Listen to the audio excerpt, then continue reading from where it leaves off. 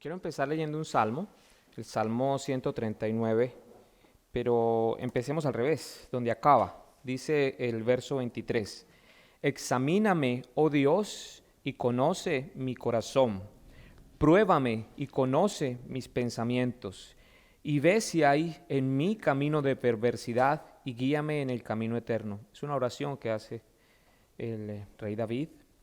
Y cuando dice examíname, es muy consciente de su realidad del ser humano delante de Dios, de la omnipresencia y omnisciencia de Dios, que Dios es conocedor de todo lo que pasa dentro de mí, alrededor de mí, y también que es todopoderoso y está en todas partes. El verso 1 dice, oh Jehová, tú me has examinado y conocido, tú has conocido mi sentarme y mi levantarme. Has entendido desde lejos mis pensamientos, has escudriñado mi andar y mi reposo, y todos mis caminos te son conocidos. Pues aún no está la palabra en mi lengua, y aquí, oh Jehová, tú la sabes toda. Detrás y delante me rodeaste, y sobre mí pusiste tu mano. Tal conocimiento es demasiado maravilloso para mí. Alto es, no lo puedo comprender. Y clama él en su realidad, dice, ¿a dónde me iré de tu espíritu? ¿Y a dónde huiré de tu presencia? Si subiera a los cielos, allí estás tú. Y si en el Seol hiciere mi estrado, he aquí allí tú estás. Si tomare las alas del alba y habitara en el extremo del mar, aún allí me guiará tu mano y me asirá tu diestra. En el verso 11, si dijere, ciertamente las tinieblas me encubrirán, aún la noche resplandecerá alrededor de mí. Aún las tinieblas no encubren de ti, y la noche resplandece como el día. Lo mismo te son las tinieblas que la luz, porque tú formaste mis entrañas. Tú me hiciste en el vientre de mi madre. Te alabaré porque formidables, maravillosas son tus obras. Estoy maravillado y mi alma lo sabe muy bien. No fue encubierto de ti mi cuerpo, bien que en oculto fui formado y entretejido en lo más profundo de la tierra. Mi embrión vieron tus ojos, y en tu libro estaban escritas todas aquellas cosas que fueron luego formadas, sin faltar una de ellas. Cuán preciosos me son, oh Dios, tus pensamientos, cuán grande es la suma de ellos. Al final dice en el verso 23, como empecé diciendo, examíname, oh Dios, y conoce mi corazón. Después de él ver todo lo que Dios es, esa conciencia que tiene, dice, pruébame y conoce mis pensamientos, sabiendo que no puede ocultarse delante de él, que Dios todo lo sabe.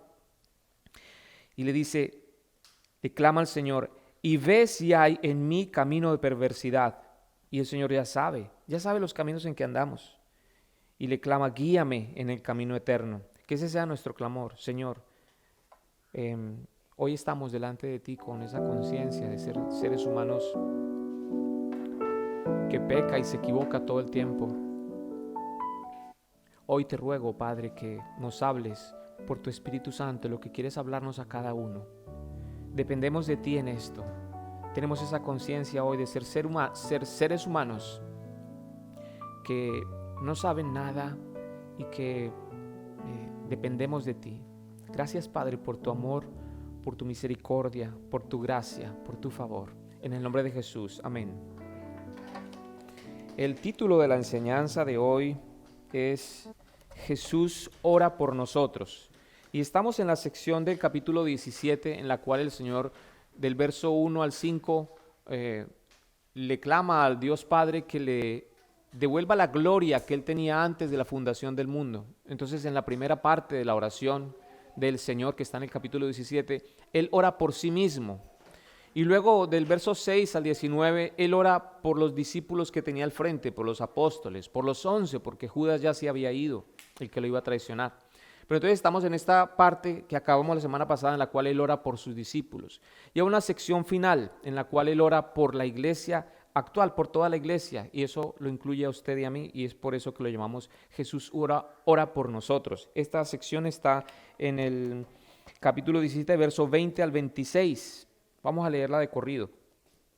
El Señor ora y dice, mas no ruego solamente por estos, o sea, por los apóstoles, sino también por los que han de creer en mí por la palabra de ellos, O sea, aquellas personas a las cuales los apóstoles les predicarían, que fueron muchos, y luego los que vinieron después, los nietos espirituales, y así hasta el día de hoy, 2000 años después, esa oración nos incluye a usted y a mí.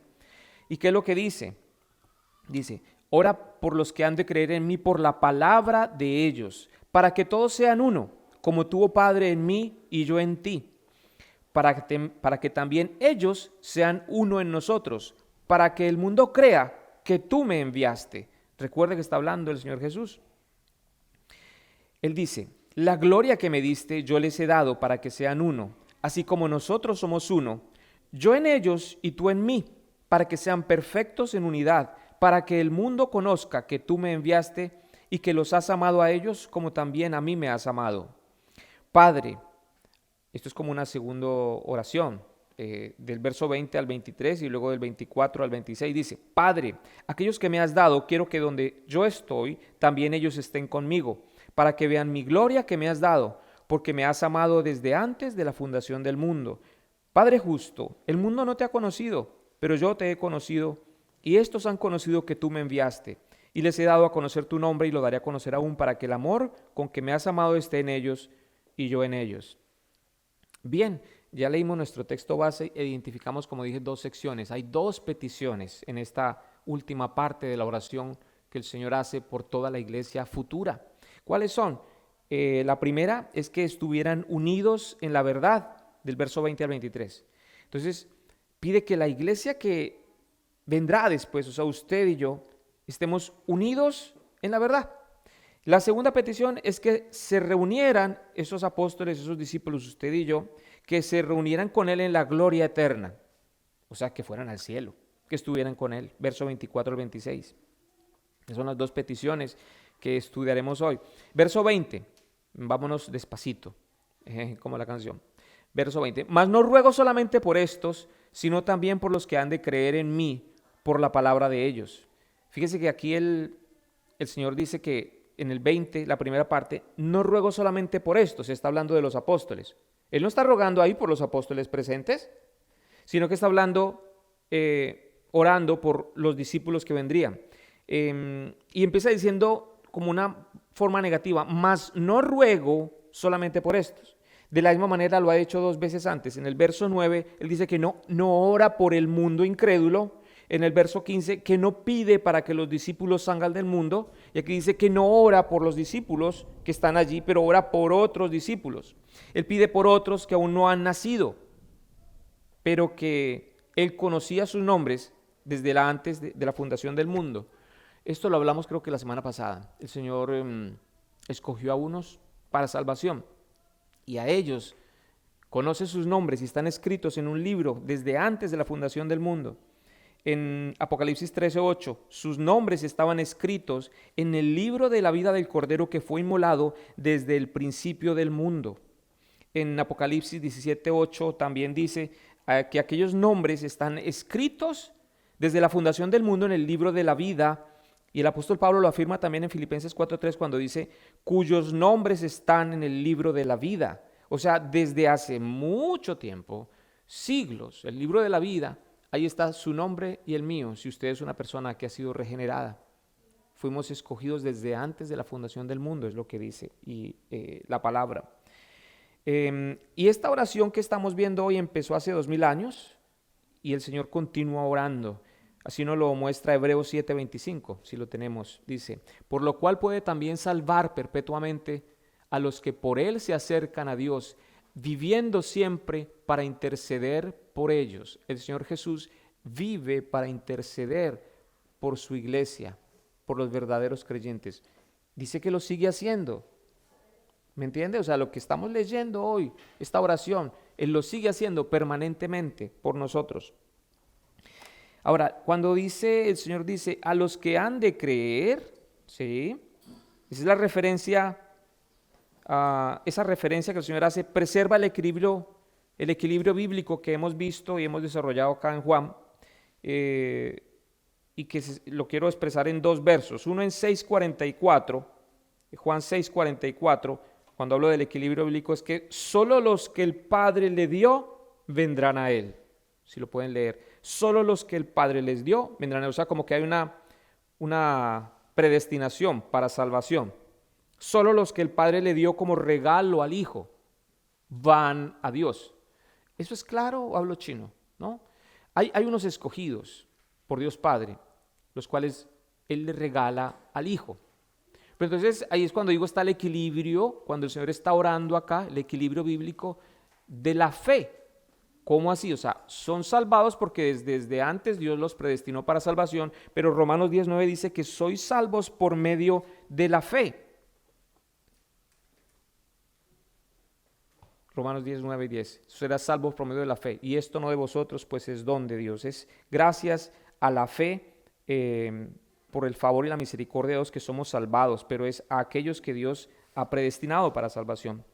Ahora, en el verso 20 continúa, dice, por la palabra de ellos. Tenemos el verso 20 ahí, sí, por la palabra de ellos. Por los que han de creer, por la palabra de ellos. ¿Cuál es la palabra de ellos? Pues figúrese, los apóstoles fueron quienes escribieron los evangelios. Ellos son como los autores humanos de la palabra de Dios. En otras palabras, nosotros no escuchamos la voz audible de Dios, no vimos a Jesús hablando, no vimos los milagros hacerse, pero los apóstoles sí, y ellos escribieron. Las palabras de los apóstoles es lo que nosotros leemos. Nosotros hemos creído por la palabra de los apóstoles. Fíjese lo que dice Hechos 2:42. La iglesia dice, perseveraban en la doctrina de los apóstoles. No dice perseveraban en la doctrina de Jesús, perseveraban en la doctrina de los apóstoles. O sea, en la palabra de los apóstoles, en esa doctrina. Así que esta oración que el Señor está haciendo ahorita, garantiza, según Mateo 16, 18, el éxito del establecimiento de la iglesia. Los apóstoles predicarían, los apóstoles escribirían los libros, ¿sí? Todo el Nuevo Testamento, nosotros leeríamos estos textos y surgiría fe en nosotros, fe en el Salvador Jesús. ¿Sí me siguen? Empieza a darle ahí para que... Y dice... sobre esta roca edificaré mi iglesia y las puertas del Hades no prevalecerán contra ella. El Señor dice, edificaré mi iglesia. Él se compromete a que Él edificará su iglesia. Y cumple su promesa, porque pues hasta la fecha vemos una iglesia que ha crecido y la quieren siempre diezmar y matar a la iglesia cristiana, a la iglesia verdadera. En el verso 21 seguimos, para que todos sean uno. Entonces, ¿qué es lo que Él pide? El Señor Jesús está pidiendo unidad verdadera entre los creyentes, unidad verdadera, eso es lo que Él pide, unidad verdadera, para que todos sean uno. Y a pesar de las diferencias denominacionales externas, todos los cristianos verdaderos están unidos espiritualmente. Hay muchas denominaciones cristianas, han habido desde que el Señor murió, se han hecho diferentes corrientes doctrinales, unos hacen énfasis en unas cosas, otros en otras. Depende de la cultura, depende de la ubicación geográfica, pero están unidos espiritualmente por la regeneración. Esa es la clave. El cristiano ha nacido de nuevo. El cristiano no es cristiano porque va a una iglesia. El cristiano no es cristiano porque los padres lo criaron dentro de una cultura religiosa. El cristiano realmente es cristiano porque nace de nuevo, fue regenerado por el Espíritu Santo. Y esa es la unidad de los creyentes. O sea, la iglesia es una en cuanto ha sido regenerada. Si bien hemos visto en Mateo que hay una cizaña y un trigo, que habla las parábolas, que crecen juntas, cizaña y trigo, es decir, hay cristianos verdaderos y cristianos que no son realmente cristianos, pero están en la iglesia, están en la comunidad. Entonces, crecen juntos, pero no son lo mismo. De esa manera, entonces, el Señor acá nos está diciendo que tenemos dentro una unidad espiritual por la regeneración, solamente aquellos que han sido regenerados. Y nosotros creemos como creyentes que la salvación es por la sola gracia, o sea, por el regalo de Dios inmerecido, por la fe, solamente por la fe y solamente en Cristo, fe en Cristo. Solo es entonces por gracia, o sea, no hay nada, no hay obras, no hay nada que yo pueda hacer, es el favor inmerecido, la gracia de Dios, por medio de la fe, o sea, de la creencia verdadera de aquella persona que cree en Él y que creen que en Jesucristo. Son tres cosas pilares de nuestra fe. Creemos en que es solamente por gracia, que es solamente por fe y creemos solamente en Cristo. Eso es una cosa que une, como un factor común denominador que une a los verdaderos creyentes. Hemos sido regenerados y hemos creído, ¿sí? Hemos sido salvados y el Señor nos ha dado su Espíritu Santo. ¿Ok? Romanos 12:5. Romanos 12:5. Así nosotros, siendo muchos, somos un cuerpo en Cristo y todos miembros los unos de los otros. Sí hay diferencias, tenemos diferencias. Algunos piensan así o asá de los diezmos, otros piensan así o asá del hablar en lenguas, otros piensan así o asá de cómo es la congregación de los santos, otros piensan de una manera acerca de la adoración y la alabanza. Hay unas denominaciones que hacen énfasis en esta área, en otra área, pero tenemos esas cosas en común y esas no se negocian. Hemos sido regenerados por el poder del Espíritu Santo, hemos nacido de nuevo, creemos en Él, como dije, como nuestro Salvador. Es solo su gracia, no es por obras, y es necesaria la fe salvadora que viene de Él. Y aparte de la unión espiritual, los creyentes están unidos en su propósito, comparten la misma misión, proclaman el mismo evangelio y manifiestan la misma santidad. No se puede hablar de ecumenismo acá, porque algunos han dicho, no, entonces hagamos una iglesia en común, y yo escuché, los contaba el otro día, a un pastor tremendo hablándole a una convención de pastores, habían como 2,000 pastores sentados y él estaba hablando de la unidad de la iglesia, que tenían que unirse todas las denominaciones y todos lloraron y él se puso, la gente estaba como eufórica en cuanto al tema de la unidad y es algo que se predica mucho, que la unidad y la unidad, pero no se puede negociar con aquel que no es incrédulo. Realmente, ¿qué comunión tiene la luz con las tinieblas? Lo que dice la palabra. Si bien nos une el amor de Dios, pero no todos los que se hacen llamar cristianos son realmente cristianos. Entonces yo no puedo tener unidad en ese sentido, con cualquiera, no. Pero hay cosas que sí son clave y que yo tengo que tener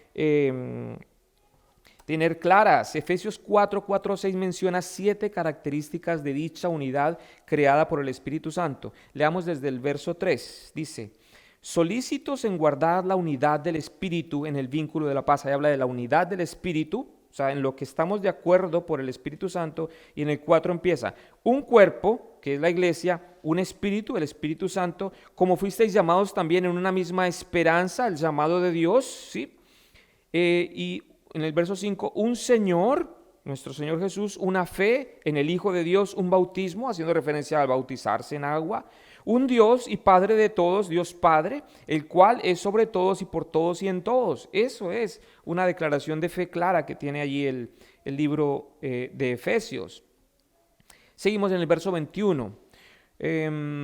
Verso 21, 22 y 23. Estos versos muestran una representación de la unidad verdadera entre el Padre y el Hijo. O sea, lo que el Señor está hablando de unidad, Él lo expresa, dice, se los voy a explicar de otro modo. Yo quiero que sean uno, así como el Padre y yo somos uno. Él entonces usa una representación de lo que Él es con el Padre, que cómo debemos ser nosotros. Como tú, oh Padre, en mí y yo en ti, que también ellos sean uno en nosotros. Verso 22, la gloria que me diste yo les he dado para que sean uno, así como nosotros somos uno. Él se pone como ejemplo con el Padre. Yo en ellos y tú en mí, para que sean perfectos en unidad. Me está hablando chino, pastor, yo entiendo las letras, pero no entiendo el concepto de qué es lo que está hablando. Miremos 5 cosas claras. Ok, 1 que quiero mencionar de las 5. Jesús está unido con el Padre en motivo. De esta sección, Jesús está unido con el Padre en motivo. O sea, ¿cuál es el motivo? Busca la gloria de Dios. Jesús busca la gloria de Dios. Juan 7:18. Jesús dice, el que habla por su propia cuenta, su propia gloria busca, pero el que busca la gloria del que le envió, este es verdadero y no hay en él injusticia. Jesús es uno con el Padre en cuanto al motivo. Y la iglesia también lo está. La iglesia también está unida en cuanto a motivo en torno a lo a lo que Jesús dice. Dice, el que habla, ¿sí lo tenemos, mi amor? Primera de Corintios 10:31.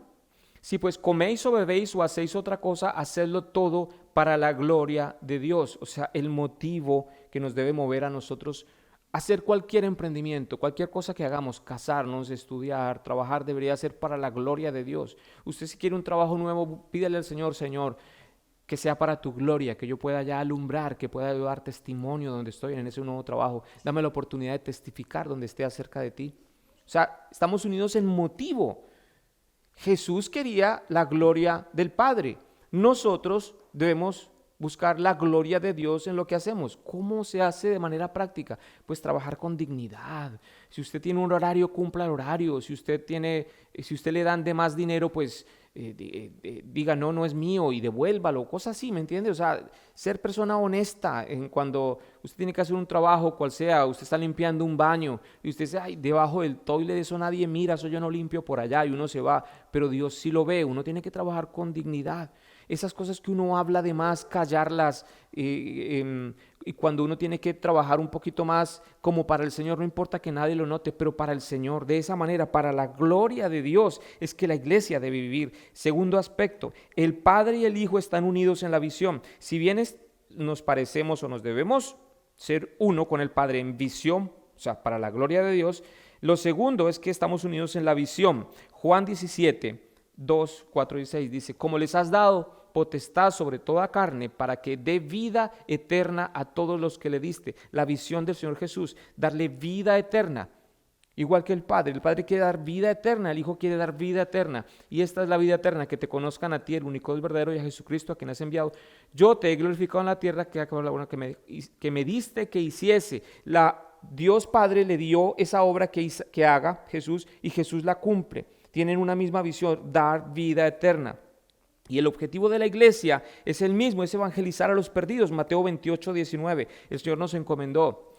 Mateo 28, 19. Id y haced discípulos a todas las naciones, bautizándolos en el nombre del Padre, del Hijo y del Espíritu Santo. Tenemos una misma visión, ¿no? Entonces, tenemos una misma motivación, la gloria de Dios. Tenemos una misma visión, predicar el evangelio a los perdidos, hacer discípulos. Tercero, el Padre y el Hijo están unidos en la verdad. Juan 14:10. Juan 14:10. ¿No crees que yo soy en el Padre y el Padre en mí? Hay unidad en ello. Las palabras que yo hablo no las hablo por mi propia cuenta, sino que el Padre que mora en mí, Él hace las obras. De la misma manera, la iglesia también proclama la verdad del Padre, y el Hijo. Bueno, cuarto, Padre y el Hijo son uno en santidad. El Padre y el Hijo son uno en santidad. Habacuc 1:13 nos dice, muy limpio eres de ojos para ver el mal. Está hablando del carácter de Dios. ¿Quién es Dios? ¿Cómo es Dios? Él es limpio de ojos. No puede ver el mal, ni puedes ver el agravio. ¿Por qué ves a los menospreciadores y callas cuando destruye el impío al más justo que él? El Señor es santo. Uno muchas veces pasa por alto la santidad de Dios y hace cosas sucias, piensa cosas feas y no tenemos en ese momento nada que ver con Dios. Realmente somos seres humanos muy alejados de la santidad y la pureza de los ojos de Dios. Hay que pararle bolas a eso. Ellos son uno en santidad. La iglesia también debe buscar la santidad. Hebreos 12:14. Seguid la paz con todos y la santidad, sin la cual nadie verá al Señor. Y la santidad entendida como estar apartados para Dios. Ese es el concepto, la definición de santidad. Algo que tiene un uso específico. Yo le pertenezco a Dios. Mi vida, todas las acciones, propósitos deben estar con eso. Primero, pensando en Él. Señor, yo soy tu instrumento. Si uno vive de esa manera, si uno ora cada mañana de esa manera, ¿están orando? ¿Están orando? ¿Cómo son sus oraciones? Sus oraciones son, Señor, dame de comer hoy. Señor, sana mi enfermedad o la enfermedad de del familiar que tengo. ¿O cómo es esa oración? ¿Sí se está orando en este momento? Debemos buscar la santidad de Dios, debemos honrar al Señor. pidiéndole que nos transforme. ¿Sí leímos bien el verso? ¿Sí? ¿Sí se leyó? Ok. El 5, el Padre y el Hijo están unidos en amor en Juan 17:24. El Padre, aquellos que me has dado, quiero que donde estoy también ellos estén conmigo para que vean mi gloria que me has dado, porque me has amado, me has amado. El Padre y el Hijo se aman desde antes de la fundación del mundo. Y ocurre lo mismo en la iglesia. El amor es el pegamento que mantiene unidos a los creyentes. La unidad de la iglesia está en torno al amor, Colosenses 3:14. Y sobre todas estas cosas, vestidos de amor, que es el vínculo perfecto. El vínculo del amor. ¿Cuántos no tenemos rencor contra otro? Estamos odiando, estamos de pronto con un miembro de otra iglesia, con la manera en que alguien adora, la manera en que alguien vive, piensa, existe, y entonces despreciamos a la gente. Pues no hay allí el amor de Dios expresado de manera real. Entonces ahí, dejémoslo acá. Hemos mencionado 5 aspectos en los cuales dice Jesús, Él es uno con el Padre y que nosotros deberíamos de esa manera ser uno, así como Él es uno con el Padre, de esa misma manera. Bien, usted puede volver este video y entenderlo si lo volví a escuchar. Verso 21, continuamos. Para que el mundo crea que tú me enviaste. El resultado de la unidad verdadera es que el mundo cree. Cuando la gente ve, la gente del mundo ve al cristiano que anda desunido y peleándose entre sí, pues queda decepcionado. Puede ser que muchas personas se acercan a la iglesia y cuando ven la trampa dentro de la iglesia, cuando ven el desamor, cuando ven el egoísmo, pues se decepcionan y se van. Bien, usted dirá, bueno, no eran salvos verdaderos, pero pues sí, eso ya lo sabemos, no, pero la gente tiene que decir, no debería tener que decir de los cristianos verdaderos, para que el mundo crea que tú me enviaste, para que el mundo conozca que tú me enviaste y que los has amado a ellos como también a mí me has amado. Lucas 19:10. El resultado de la unidad verdadera es que el mundo cree, porque el Hijo del Hombre vino a buscar y a salvar lo que se había perdido. El Señor vino a buscar a las personas y nosotros a veces con nuestras vidas los alejamos. Jesús oró para que esa unidad invisible de su iglesia convenciera a muchos. Efesios 4:1-3. Dice, yo pues preso en el Señor os ruego que andéis como es digno de la vocación con que fuisteis llamados, con toda humildad y mansedumbre, soportándoos con paciencia los unos a los otros en amor. A veces es nuestro carácter el que limita la obra de Dios, nuestras cositas. Dice, solícitos en guardar la unidad del Espíritu en el vínculo de paz. O sea, alguno diría, sí, pero entonces usted está diciendo que yo debo ser hipócrita, que le diga te amo si no lo siento. No, debemos ser reales, ¿sí? Eso es verdad, pero al mismo tiempo odiando el pecado. ¿Y cuál pecado? El mío, identificando cuál es el pecado y buscando la santidad. Sí, o sea, si está bien, usted es una persona que le cuesta perdonar, pero pues ya lo descubrió. Entonces, odie eso, esa actitud de su carácter y empiece a cambiar. Pídele al Señor misericordia, el Señor lo va a hacer. Es su gracia, es su favor. Busque la santidad en conclusión. 24a, la segunda petición del Señor. Si bien Él pide por unidad, aquí empieza a pedir algo diferente. Empieza a pedir para llevarlos al cielo, para decirlo en corto. Padre, aquellos que me has dado, quiero que donde yo estoy también ellos estén conmigo. El Señor quiere compartir eternamente su gloria, pero ¿con quién quiere compartir la gloria? Ahí dice, con pecadores arrepentidos. Efesios 2, 4 y 7. ¿Sí lo tenemos por allí? Entonces lo leo de allí. Pero Dios, que es rico en misericordia, con su gran amor con que nos amó, aun estando nosotros muertos en pecados, nos dio vida juntamente con Cristo. Vuelvo y pregunto, ¿con quiénes quiere compartir su gloria? ¿A quiénes quiere Él llevar al cielo? ¿Con quiénes quiere compartir eternamente? Mire, dice, aun estando nosotros muertos en nuestros delitos y pecados, nos dio vida. o sea, a pecadores. Él quiere darle vida eterna y Él quiere estar en la eternidad con pecadores, dice literalmente. Y juntamente con Él nos resucitó, ¿sí? A aquellos pecadores los resucitó y asimismo los hizo sentar en los lugares celestiales con Cristo Jesús, para mostrar en los siglos venideros las abundantes riquezas de su gracia, o sea, de su favor, de su regalo en su bondad para con nosotros en Cristo Jesús. El Señor vino a salvar lo que se había perdido. El Señor no vino a salvar a justos, dice, sino a pecadores. Porque cuando un justo dice, como decía Aaron ahorita, no, es que yo me lo merezco. Realmente, él lo decía en otro contexto, pero sí, realmente uno merece el cielo. Y dice, sí, ¿por qué? Porque yo me porto bien. No, entonces no sirve. No hay obra buena delante de Dios. No hay tal cosa. Él vino a convencernos de pecado a todos. Y en cuanto yo me convenzo de pecado, tengo esperanza delante de Dios. Él vino a llamar, a buscar lo que se había perdido. Romanos 5, 8 al 10. Mas Dios muestra su amor para con nosotros, en que siendo aún pecadores, Cristo murió por nosotros. Pues mucho más estando ya justificados en su sangre, por Él seremos salvos de la ira.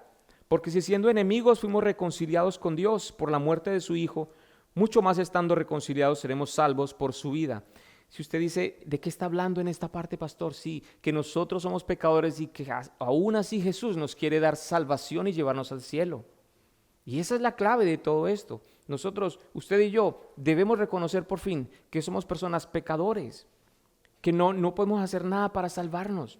Pero el amor de Dios, ahí dice, mas Dios muestra su amor para con nosotros, en que siendo pecadores, Cristo murió por nosotros. O sea, no es porque yo me porto bien que voy al cielo, no me lo merezco.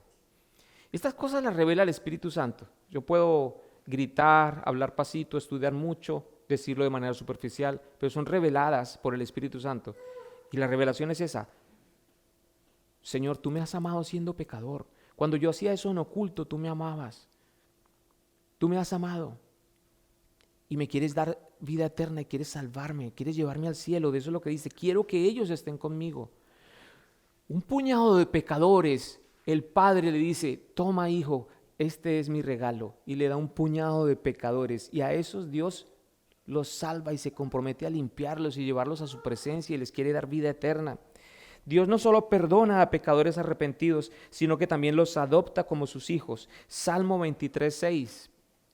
Ciertamente el bien y la misericordia me seguirán todos los días de mi vida, y en la casa de Jehová moraré por largos días. El Señor nos quiere dar vida eterna junto a Él. 24, verso 24, para que vean mi gloria que me has dado, porque me has amado desde antes de la fundación del mundo. Y habla de algo futuro. Ahí ya no es la gloria que vimos del unigénito Hijo de Dios, aquellos apóstoles que vieron a Jesús personalmente, sino que habla de algo que vendrá en un futuro que es incomprensible para nosotros, porque pues tenemos unos cuerpos mortales. Lo que nos muestra allí los evangelios es que los apóstoles vieron la transfiguración de Jesús y vieron un reflejo de su gloria, pero no vieron realmente la gloria de Dios. O sea, desconocemos realmente quién es Dios, solamente lo que las escrituras nos muestran, pero vemos muy poquito. Aquí está hablando de algo diferente, dice, para que vean mi gloria a futuro, algo que no conocemos, incomprensible y desconocido para la mente humana. Primera de Juan 3:2. Amados, ahora somos hijos de Dios y aún no se ha manifestado lo que hemos de ser. Imagínense, entendemos que somos hijos de Dios, pero seremos algo más que eso. Pero sabemos que cuando Él se manifieste seremos semejantes a Él. O sea, lo que tenemos claro es que seremos semejantes a Dios, dice, porque le veremos tal como Él es. Porque el hombre, dice, no puede ver a Dios cara a cara y porque moriría, ¿no? El Salmo 11:7. Porque Jehová es justo y ama la justicia, y el hombre recto mirará su rostro. Veremos a Dios Padre a través del Hijo cuando estemos con Él, cuando tengamos un cuerpo regenerado, cuando resucitemos de entre los muertos, estaremos con Él. Eso es lo que el Señor está diciendo acá, que quiere que veamos su gloria. Y al final ora en el último verso, 25 y 26. Padre justo, el mundo no te ha conocido, pero yo te he conocido, y estos han conocido que tú me enviaste, y les he dado a conocer tu nombre, y lo daré a conocer aún, para que el amor con que me has amado esté en ellos y yo en ellos. Romanos 5:5 nos habla de ese amor. El amor de Dios se derrama en los creyentes en la salvación. El amor de Dios ha sido derramado en nuestros corazones por el Espíritu Santo que nos fue dado. Cuando nosotros somos salvados tenemos al Espíritu Santo y quedamos como completos, quedamos llenos. Es algo que a veces uno no logra describir con palabras, pero es la salvación de Dios. Ahora, resumamos las peticiones que el Señor hace por los discípulos. Dijimos que las primeras 5 versículos Él ora por sí mismo, pero después en el verso 11 el Señor, en el capítulo 17, y con esto voy a acabar, solamente los menciono, en el verso 11 el Señor Jesús dice, guárdalos en tu nombre. El Señor está pidiendo que seamos guardados en Él. En el verso 13, que tengan mi gozo. En el verso 15, Él pide que nos guardes del mal, pide por protección para nosotros. En el verso 17 pide que seamos santificados. En el verso 21 que vimos hoy, Él pide que seamos uno en Él. Y en el verso 24 que estemos con Él y que veamos su gloria. Y así acabamos el capítulo 17, acabamos de estudiarlo. Ok, vamos a hacer la Santa Cena. Para tomar la Santa Cena, siempre reflexionamos en cómo está nuestra vida delante de Dios. Si bien todo lo que estudiamos en un punto puede ser complejo, uno dice no entendí nada, pero hay algo que el Espíritu Santo sí revela, es si usted es hijo o no de Dios. ¿Sí? El Espíritu Santo da testimonio de que somos hechos o no hijos de Dios. ¿Cómo llega uno a ser hijo de Dios? ¿Cómo llega uno a tener vida eterna? Lo hemos dicho ya mucho acá. Primero somos un regalo de Dios. Jesús viene y se nos revela a nosotros. Nos convence de pecado a través de su Espíritu Santo. Eso produce en nosotros un arrepentimiento que viene de Él. Clamamos a Dios por perdón. Él en su misericordia entonces nos limpia de todo pecado y nos salva. ¿Sí? Es el momento entonces de pensar, yo realmente he sido regenerado, el Señor ha perdonado mis pecados, tengo entrada al cielo. Vamos a orar. ¿Por qué no reparten, por favor? Vamos a orar. Antes de orar, quiero leer 1 Corintios 11, 27 al 29. De manera que cualquiera que comiere este pan o bebiere esta copa del Señor indignamente, será culpado del cuerpo y de la sangre del Señor. Por tanto, pruébese cada uno a sí mismo y coma así del pan y beba de la copa, porque el que come y bebe indignamente sin discernir el cuerpo del Señor, juicio come y bebe para sí. 1 Corintios 11, 27 al 29. Vamos a orar, como dije. Gracias. Señor, solo tú conoces nuestro estado espiritual, nuestro corazón.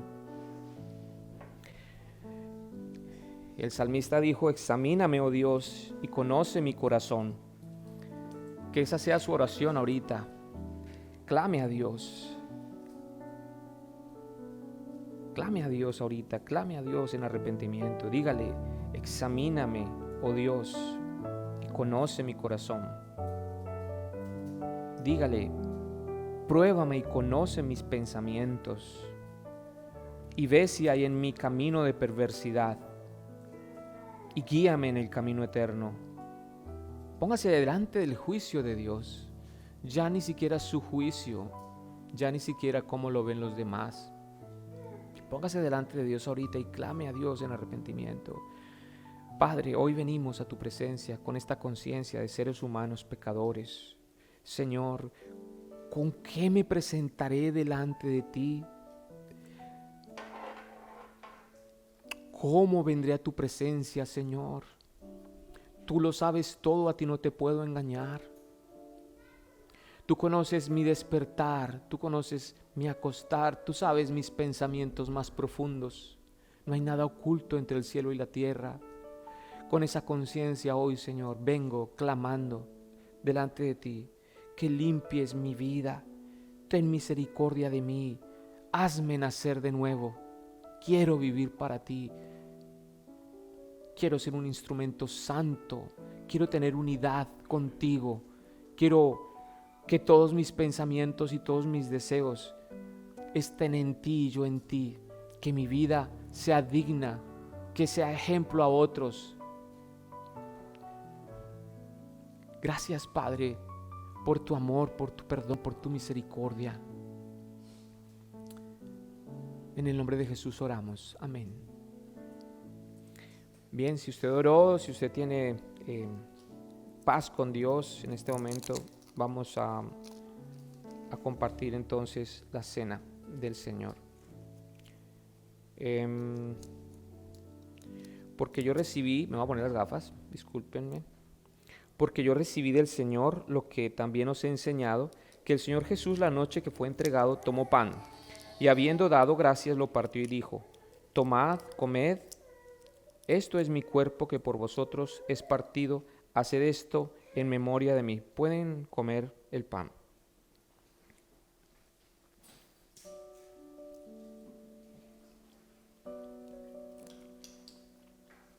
Asimismo tomó también la copa, después de haber cenado, diciendo: esta copa es el nuevo pacto en mi sangre. Haced esto todas las veces que la bebiereis en memoria de mí. Puede tomar la copa.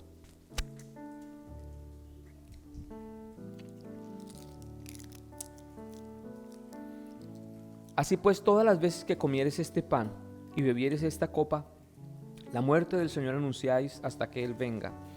Llevamos 2000 años celebrando la Santa Cena y seguimos a la expectativa de su segunda venida. Eso es lo que representa para nosotros hasta que Él venga. Bien, con esto acabamos.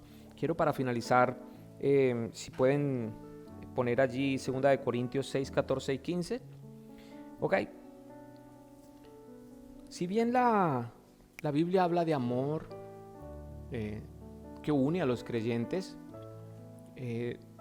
también nos trae este verso que dice: no os unáis en yugo desigual con los incrédulos, porque qué compañerismo tiene la justicia con la injusticia, y qué comunión la luz con las tinieblas, y qué concordia Cristo con Belial, o qué parte el creyente con el incrédulo. Hoy las iglesias están teniendo comunión con el pecado. Uno ve las iglesias que están casando personas del mismo sexo por una corriente inclusiva que hay en el mundo. La Biblia se opone a ese tipo de prácticas. Y es más, están en una iglesia aquí, creo que fue en Kentucky, está haciendo un encuentro para pedir perdón a la comunidad LGBTQ+, y toda esa cosa. Y cuando uno observa todo esto, las personas quieren incluir a comunidades dentro de la iglesia. Y uno dice: suena bien, ¿no? Pero ese no es el concepto bíblico, ¿no? Porque el concepto bíblico dice que todos somos pecadores. Todas las comunidades de cualquier tipo son pecadores, ¿sí? Y eso me incluye a mí y a usted. Todos somos pecadores. No hay un pecado mayor o uno inferior, o uno para ser más digno o indigno. Todos somos pecadores en el área que somos. Ahora, la iglesia de Cristo se reconoce pecadora, pero se santifica, se aparta del mal y odia el pecado y no quiere nada con el pecado en sí. Uno no quiere el pecado para uno. Entonces, ¿yo qué hago? Compartiendo con personas que no quieren dejar su pecado y persisten en él. ¿Me entienden el punto? Entonces, yo no estoy llamado a andar en ese ecumenismo y en ese todos juntos en armonía. Ese no es el mensaje bíblico. Apartaos del mal, es lo que dice, ¿sí? Sin santidad nadie verá a Dios. El resto es la cultura actual que quiere dar una lectura diferente de lo que el mensaje bíblico es. Nosotros, la iglesia, seguiremos con la verdad de antaño, con la verdad de los 2000 años, El Señor Jesús vino para salvar lo que se había perdido. Eso lo incluye a todos los pecadores. El que quiere acogerse a la misericordia de Dios, el que escucha el llamado de Dios, Él es fiel y justo para perdonar sus pecados y limpiarlo de toda maldad. El resto es palabrería mundana, cultura actual. Usted verá a cuál Dios quiere seguir, al Dios de este mundo o al Dios de la Biblia. Con esto acabamos. Dios los bendiga. Nos vemos por acá en 8 días. Vamos a orar para terminar. Padre, te damos gracias por la oportunidad que nos permitiste hoy compartir juntos. A los que hemos llegado aquí a este sitio, así como a los que nos ven por internet. Bendice, Señor, y prospera tu palabra. Sé tu Espíritu Santo revelando a cada uno lo que necesita oír. Gracias, Padre, por la provisión económica que nos das en nuestros hogares. Gracias, Padre Santo, por el dador alegre que siembra en este ministerio. Gracias, Señor, porque tú conoces nuestros nombres, con nombre propio nos llamas, conoces cuántos cabellos se nos caen cada día. Sabes, Señor, desde la formación de nuestro embrión, como leímos en el Salmo, quiénes somos. Y, Señor, tú conoces nuestras enfermedades, nuestras dolencias, todas las áreas de nuestra vida. En ti confiamos y las entregamos en ti. Esta semana nos encomendamos a ti, confiando que tú, en tu misericordia, nos guiarás, nos guardarás, nos santificarás. Gracias, Padre. En el nombre de Jesús oramos. Amén y amén. Les deseo una buena semana a todos. Dios los bendiga.